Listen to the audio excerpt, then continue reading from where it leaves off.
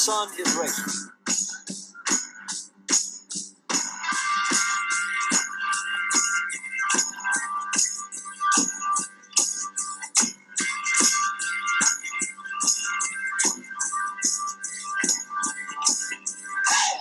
Welcome, race fans, to another episode of the Rubbin' Is Racing Daily Fantasy NASCAR Show. We have all your action for the Bass Pro Shops NRA night race. Stages this week are at laps 125, lap 250, and then they'll race the final 250 laps all the way to the finish. Interesting fact here at Bristol is in the last four races here, the winner has come from outside of the top 10, 24th, 11th, and 18th, with the exception of Rowdy Bush earlier this year going 1-1. In the previous four races to that, the winner came from the top five with a fifth, first, fifth, and first. I think what's going to happen is this weekend is we are going to have another attempt of where who's ever up front is going to stay up front. We're also supposed to have yet another weekend of sketchy weather with greater than 60% chance of thunderstorms starting at 6 a.m. tomorrow and going all the way into the night. So most likely we will probably not be racing tomorrow. Sunday's weather didn't look much better either, so God only knows when we'll actually get racing in this weekend. Well, Liehr, it's great to have you back after last week, buddy. It's good seeing you. Have fun. Did you have fun at the Iowa State Fair? Yeah, brother, it was an awesome time. Went last year with Kim and Jackson, and hadn't been in. I mean, I grew up there, so it hadn't been more than 25 years since I've gone. And we had such an awesome time last year that we decided to go back this year, and it was, again, a fantastic time between, the rides and the foot-long corn dogs, the farm animals, winning, a couple prizes for Jackson, fried Twinkies, Oreos, Snickers. It's just a fantastic time.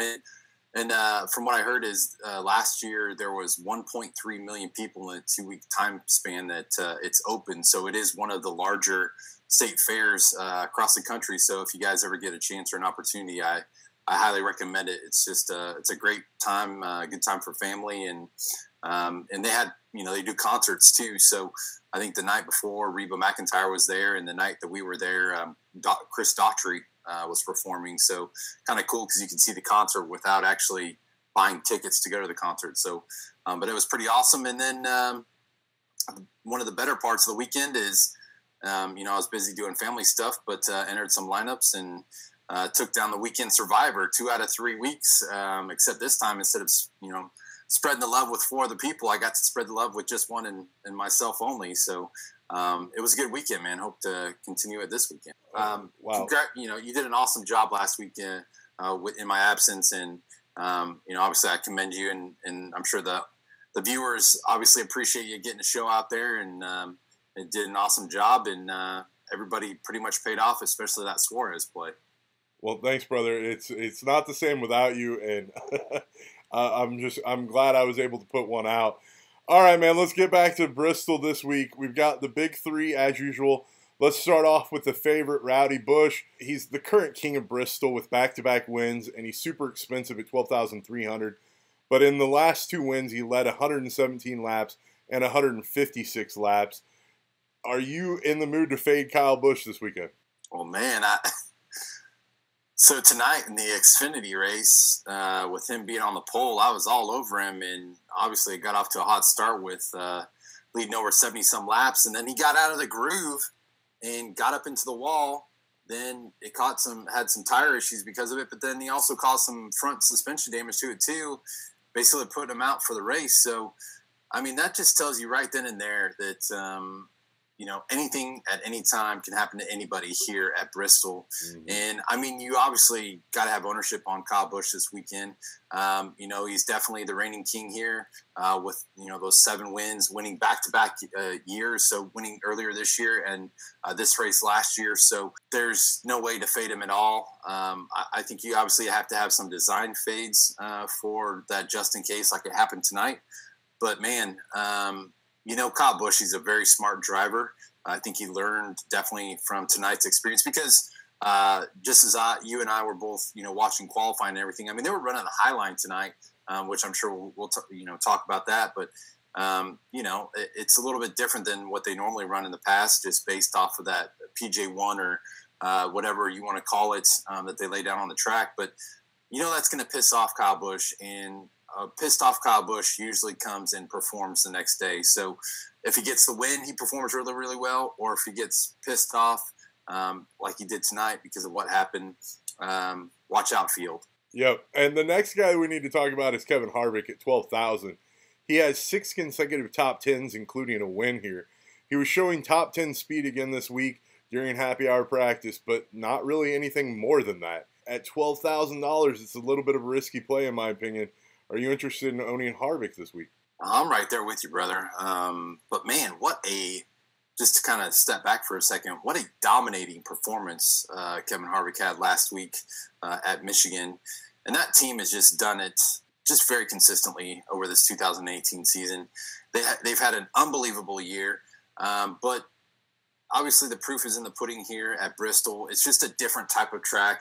Really, here at Bristol, he hasn't had, the major success in 35 starts. He's got 12 top 5s, so. Well, and 3 of them were in the last 6 races, so.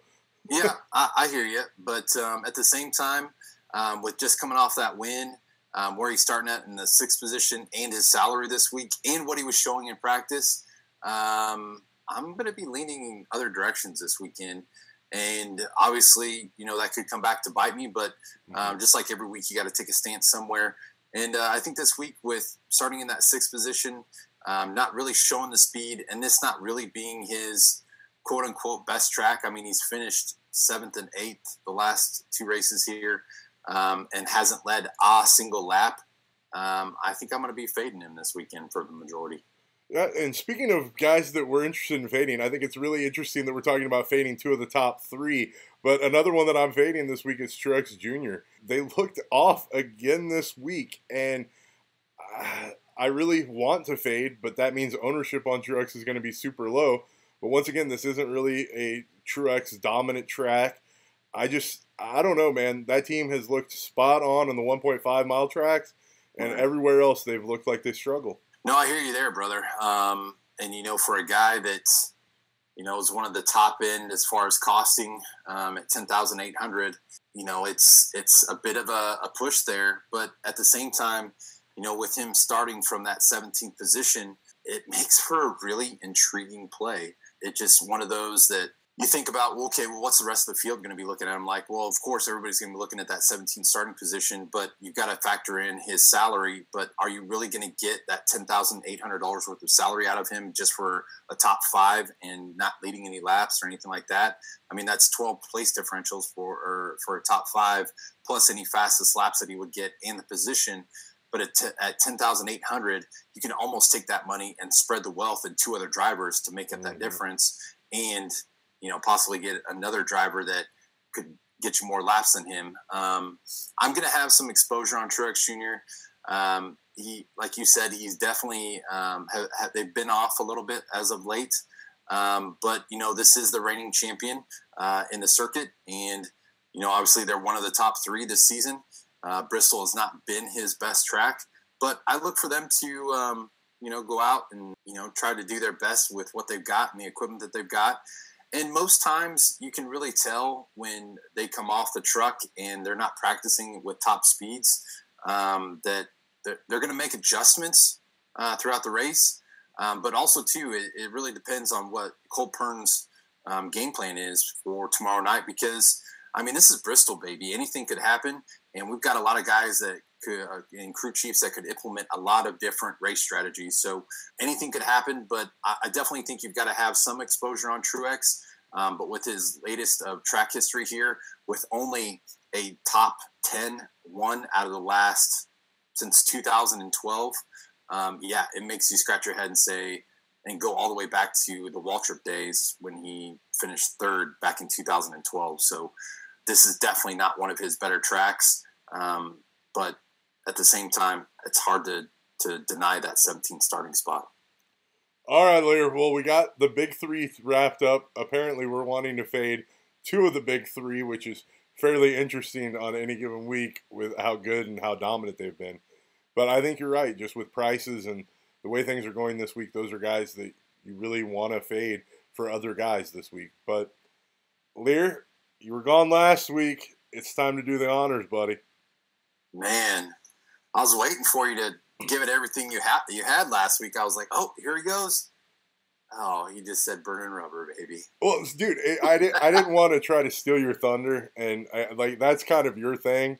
So I just did it quickly in sort of my own, take. The best part about this week, my friend, is a lot of people got that baby on the end of Bristol. So, burning rubber, Bristol style, baby! And Saturday night racing on my 40th birthday!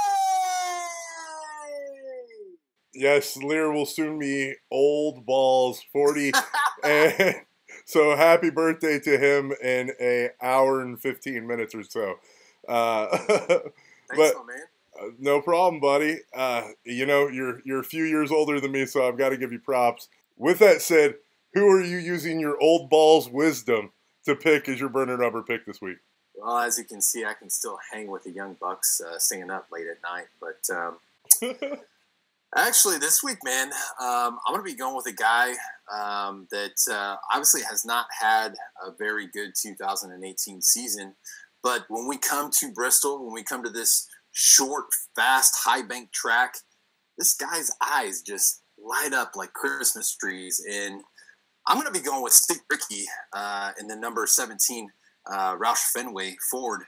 He's just one of those types of drivers that if you go to any other track, he's not that good. But when you come to either a restrictor plate or we come to Bristol, like for some reason that, he just does the switch, and gets it done. And this is definitely one of his best rated tracks on the circuit. He's going to be starting tomorrow night from the 12th position.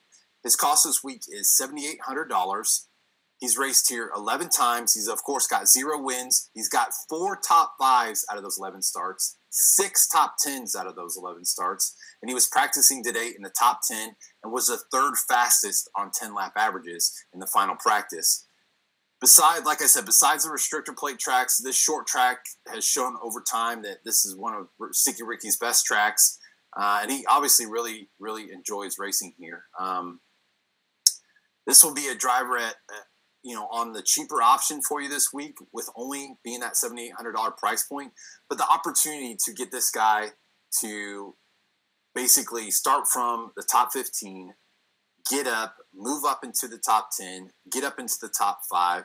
I'm not going to be surprised if Sticky Ricky doesn't even lead some laps tomorrow. But I know there's a guy you're going to be talking about that I really love too. But I think Sticky Ricky has definitely got the opportunity or the chance to get a top 5 this week and get some of those additional dominator points with fastest laps, laps led, that small area of 10-plus place differential points. Maybe it might be at 8 to 10, somewhere in there, place differential points plus the position at a $7,800 price point. Man, I'm getting so excited. I'm talking way too fast. The only sticking point with Ricky is that he is definitely a highly risky driver when it comes to Bristol. Obviously, it's going to either pay off or it's going to end in shambles because he's going to wreck the car or get into somebody. Who knows? Maybe this is where Kyle Busch gets back at Sticky Ricky for earlier in the season. So, I definitely love me some Sticky Ricky this weekend. I'm a little disappointed he's not in the Sunny D car this week. He's in the Fast and All vehicle. But to make it happen, I mean, it is what it is. But I'm definitely going to be rolling some 17 tomorrow night. Well, yeah, Sticky Ricky's in a unique position. I actually really like this play this week. Starting 12th and being 60-plus points behind the cut line for the playoffs, his legitimate only way into the playoffs is to get a win. Yeah, right. And you know how we like when drivers' backs are against the wall, especially a guy that has a really good history at a track like this.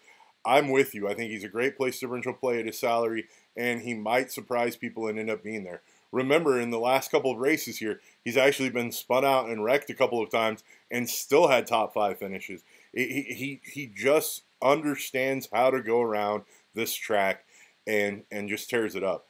Now, he is one of the guys that likes to run the high line, and we'll talk just a little bit about how that might be a problem coming up.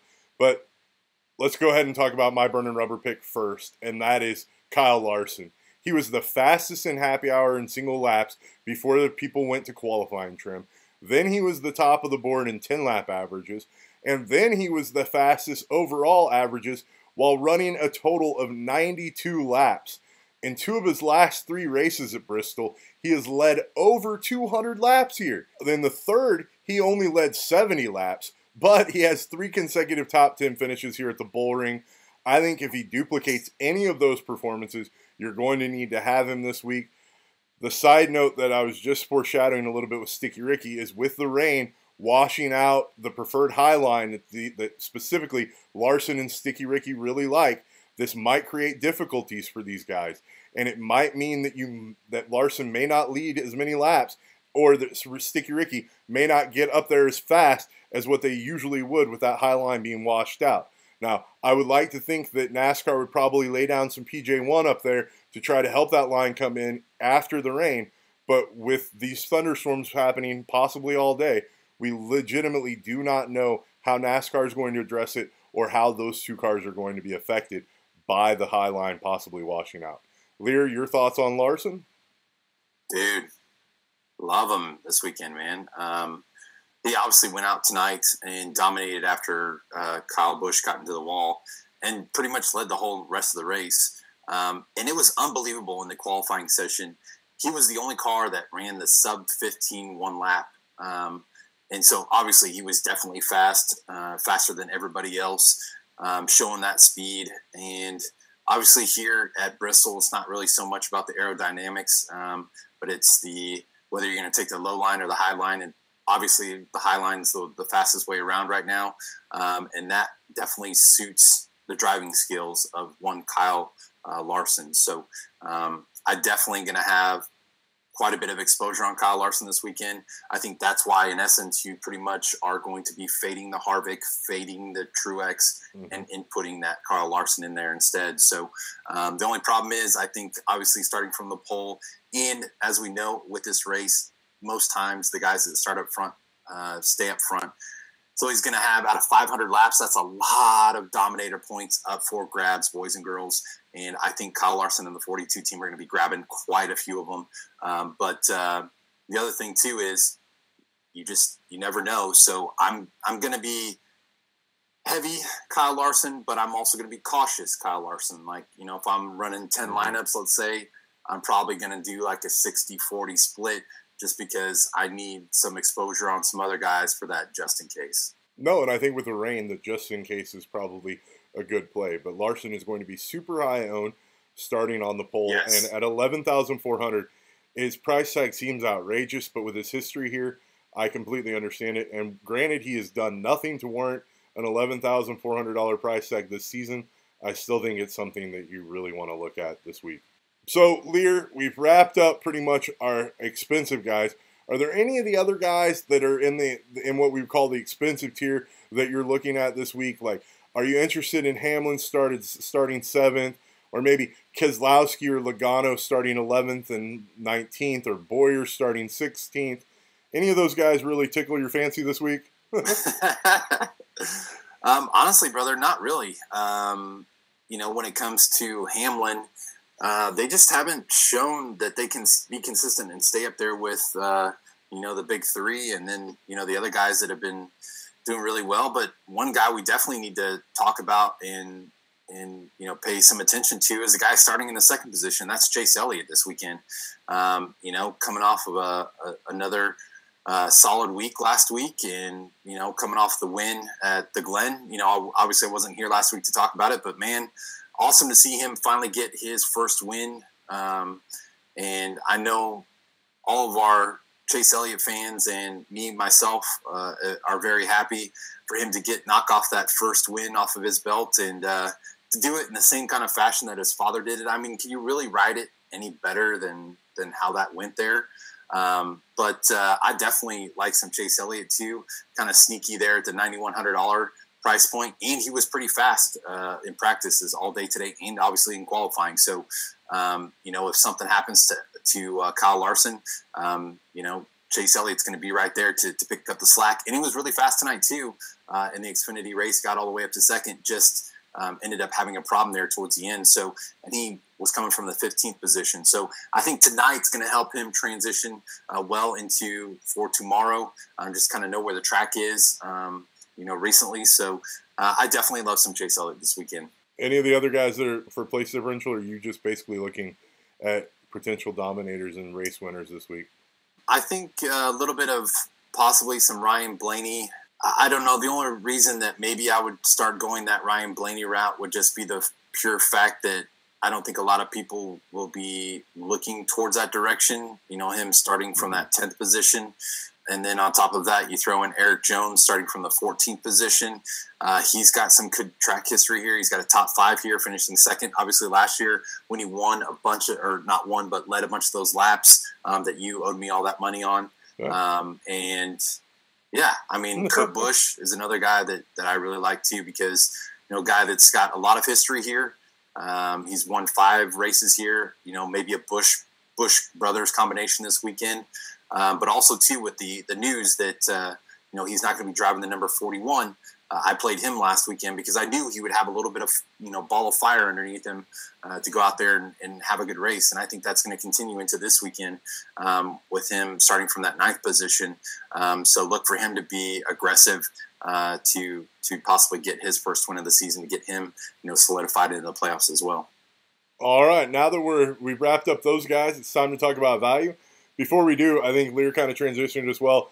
Casey Kane has been announced that he will no longer be driving full-time in the Cup next season. He's retiring. Liehr loses his pajama buddy from when he was a kid. Liehr, who do you have for us to play value-wise this week, buddy? Well, before we get into that, man, obviously some disheartening news for Casey Kane. Sounded like he possibly had some opportunities to jump in some other rides, like the number 41. I guess he stated that he did get approached by a handful of teams for some opportunities next season. Nothing solidified in paper or a contract or anything. But, it sounds like he's been thinking about this for quite some time. And good for him, man. Guy's been in the sport for, I think 16 years, 15, 16 years. Has had a tremendous career, enough to where he has his own sprint teams, and his actually a team that he owns with Brad Sweet won the Knoxville Nationals last week. So congratulations to him on that. And sounds like he's going to be hopping himself into the sprint cars next year quite a bit. But at some point, you just got to say, it's time to move on. And especially, I know that he'd been trying to do his best in that LFR equipment, but just not up to par of the Casey Kane name as far as equipment goes. So congratulations to him. And, he was my very first driver that I loved in NASCAR. And so he'll always hold a special place in my heart. And since Liehr's becoming all but Klimt. No. Yes, Klimt. But, okay. But congratulations to him and, spending time with his family. And I wish him nothing but the best. But as far as my value play for tomorrow night, for all you boys and girls out there, I'm going to be going with Ryan Newman in the RCR number 31 at Bristol tomorrow night, as he's got a lot of experience here. He will be starting from the 24th position. His cost is super, super value low this weekend at $6,600. Newman's raced here, like I said, 33 times. He's got 0 wins. He's got 2 top 5s. And 18 top 10s, boys and girls. Newman was practicing fast today as well in both practices, but especially in that final practice, he was the 4th fastest in 10-lap averages. In his last 3 races here at Bristol, he has finished 15th or higher, with his best finish being 6th. So from a guy starting from the 24th position, that is pretty good value right there. So I'm going to be rolling in a lot of Newman tomorrow night. Yeah, and because of his price and where he's starting at, I don't think you're going to be screaming Newman at the end of it. Seinfeld reference. Anyways, guys, I like this play. It makes sense. The price is right. Where he's starting is right. There's a bunch of these guys this week. My value pick is basically the group of guys I'm interested in. And one guy that we didn't really talk about that I'm going to add quickly to it is Daniel Suarez starting 21st in the equipment he's in at $8,100. I realize it's more on the pricey side, but because of where salaries are this week, I think he might be a guy that a lot of people are going to overlook. And with that place differential and the way he's been driving this season, that could be a card that comes into play, especially at low ownership percentage. But the guys I'm really looking at this week are guys like Alex Bowman starting 23rd at 7,200. I really like even Austin Dillon at 18th at 7K. After what that RCR team did last week, they showed that they could actually run a race and hang in the top 10. If they're capable of doing that again this week, that might be a good play at 7K. The Casey Kane play at 26th at 6,400. Allmendinger starting 25th at 6,300. Buscher starting 28th at 6,200. Even Bubba Wallace at 6,100 starting 27th is a play as long as he can keep it together and not wreck out his car. But the real value plays that I really like this weekend are McDowell at 6K starting 31st, Ty Dillon at 5,700 starting 32nd, and you can even reach down and play Matt DiBenedetto at 5,300 if you need to save more money starting 29th.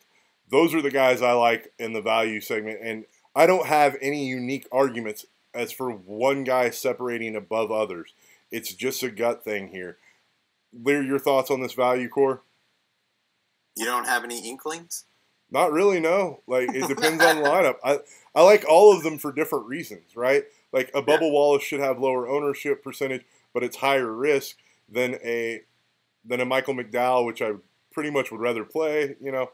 Yeah. No, I hear you there. I mean, let's just take those two. I mean, Bubba Wallace himself, I mean, that guy is somebody that we've been really basically avoiding for I don't know how many weeks now.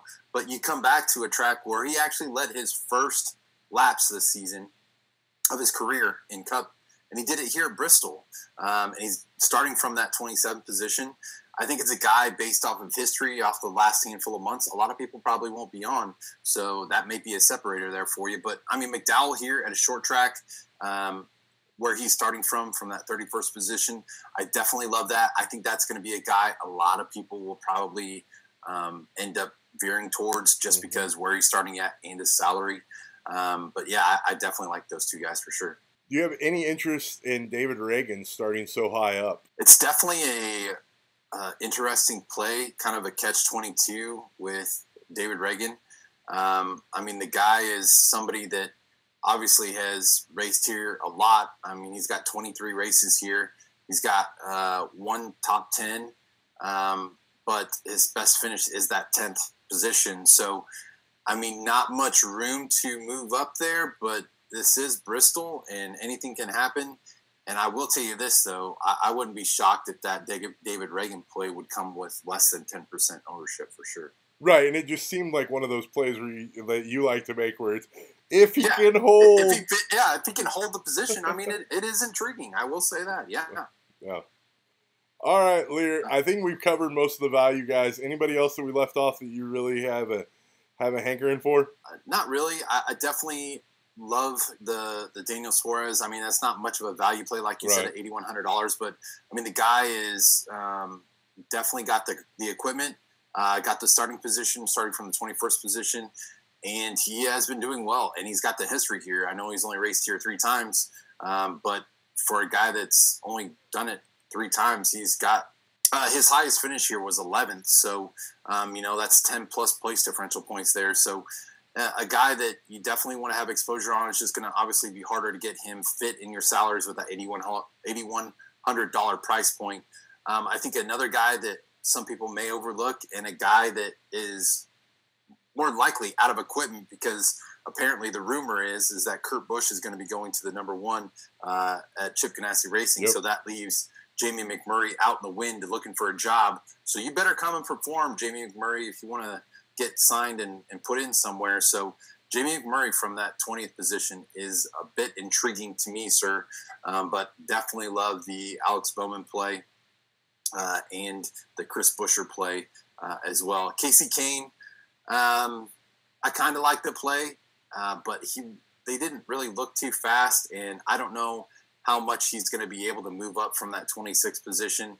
I really think that they may be coming up to maybe 4 or 5 positions, but that's probably about going to be tops for them this weekend.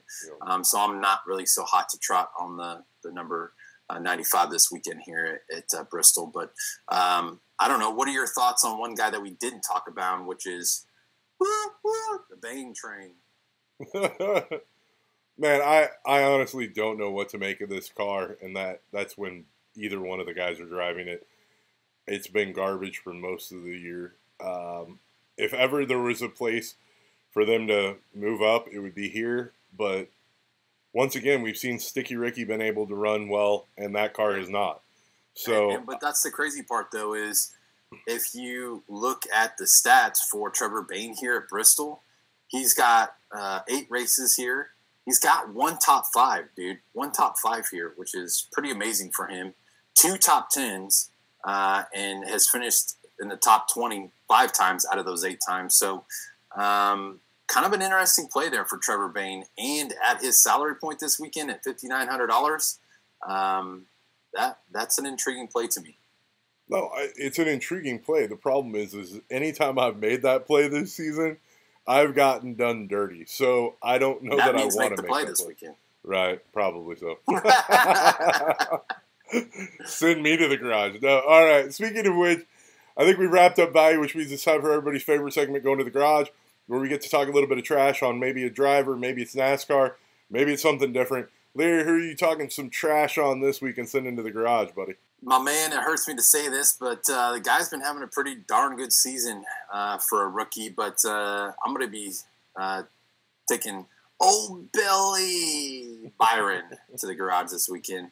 Byron and the boys in the 24 garage have obviously been pretty season in 2018. He has impressed me definitely this season as a rookie, and only will get better and better each week as he gets more exposure in that number 24 car. But this week he definitely impressed me again, starting the weekend off right by qualifying in that 5th position, and went out early in the qualifying run and was up top there for a second. But the problem is that Bristol was one of the most gut-wrenching races that these drivers experience all season long. Constantly, on the wheel, the physical demand it's going to take and the physical abuse that they take holding the wheel and turning, using that track bar while trying to turn the wheel at the same time. The amount of contact that takes place here at Bristol between cars, this high bank short track. But the veterans are just going to end up, pushing Billy around tomorrow night, in my opinion.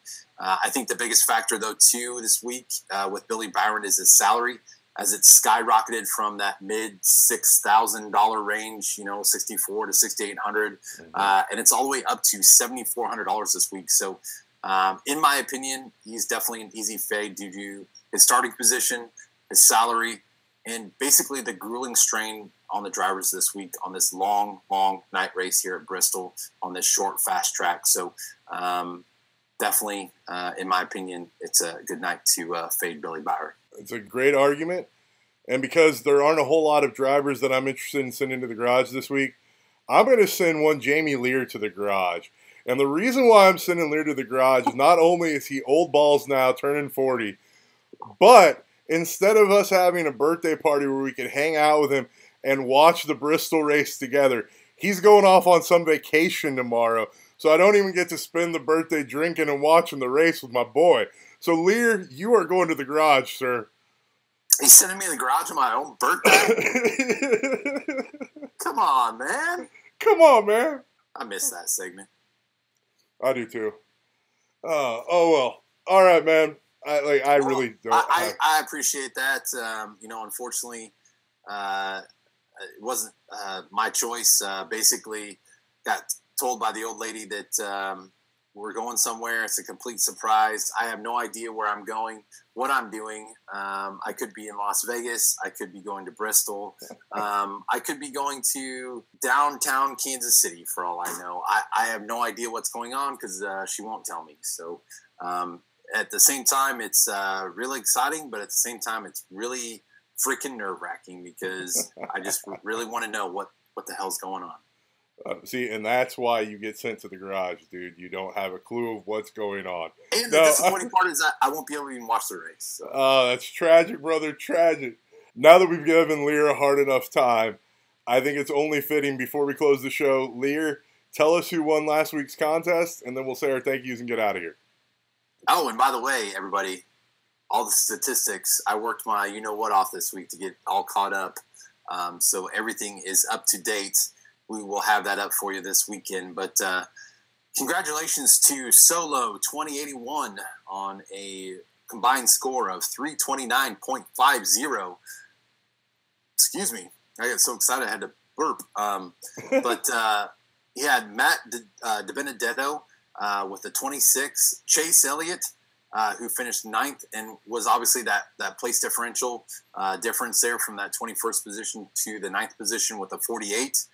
Kevin Harvick, who obviously just dominated the whole race with a 107.5. Brad Keselowski with a 63, starting from that 18th position and finishing 2nd.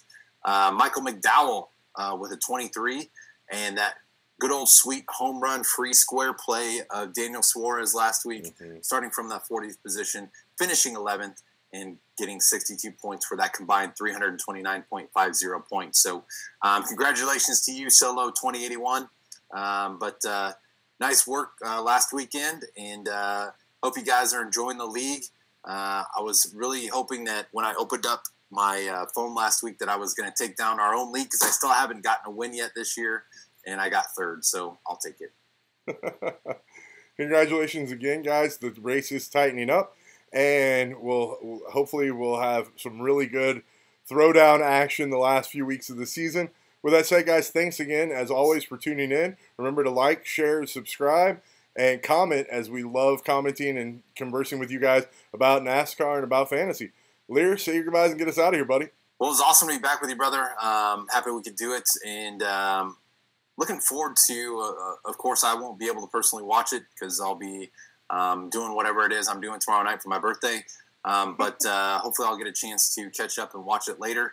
But when I open that app, DraftKings app on my phone, take a look at it, and then I can really have a fantastic 40th birthday at the end of the night. So, but thank you guys for watching. Appreciate it. And hope you guys have a great weekend. Enjoy the Saturday night racing. I love Saturday night racing. I wish NASCAR would do it more often than they do. I just think it brings an awesome component to the sport. And, there's just nothing like racing under the lights. So, but hope you guys have a great weekend. And we'll talk to you guys soon. All right. Happy birthday to Liehr once again, all kidding aside. Thanks, brother. No problem, man. Have a great weekend, guys. Let's all make some money this week. Because if I'm not making any money, I hope it's Liehr. And if it's not one of us, I hope it's really one of you. Have a good one. Later, y'all.